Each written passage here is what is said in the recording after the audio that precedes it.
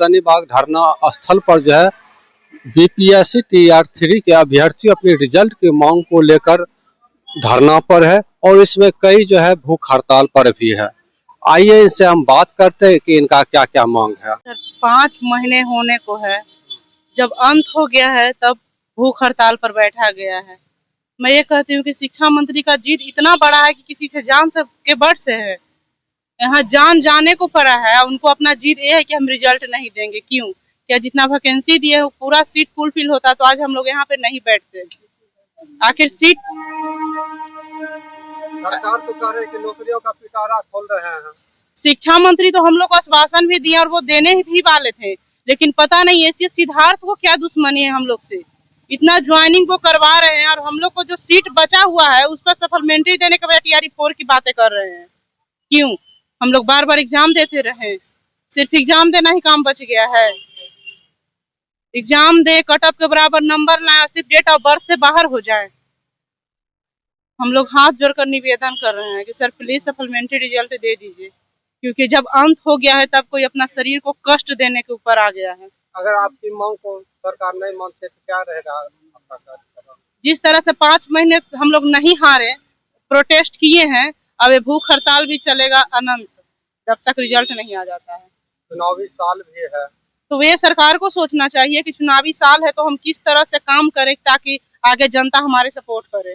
हम लोग क्यों सोचे कि चुनावी है तो वो सोचे। नीतीश सरकार महिलाओं को काफी आरक्षण भी दिए हैं।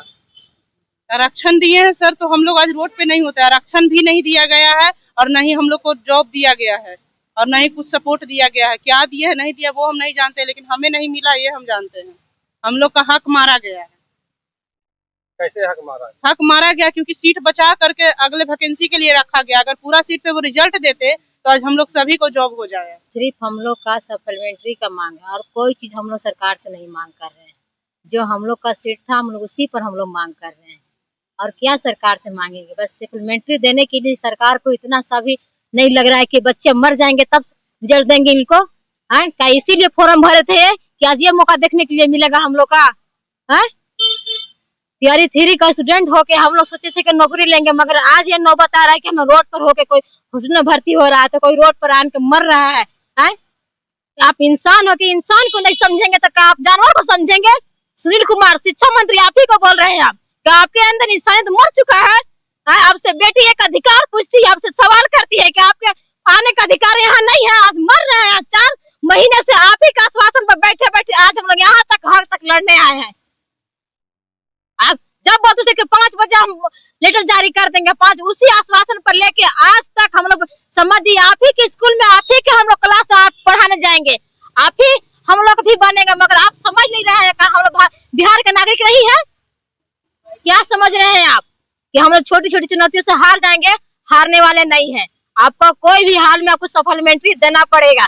बेरोजगारी से बढ़िया है कि हम लोग गर्दनी बाग में मर जाएंगे, मगर बेटी का जो होता है ना लक्ष्य वो करके दिखाएंगे हम लोग और कुछ नहीं कहेंगे। बस हम यही कहना चाहेंगे मेरे भैया लोग अगर कहीं कुछ हो गया तो शिक्षा मंत्री आपको छोड़ेंगे नहीं, बस समझ जाइएगा।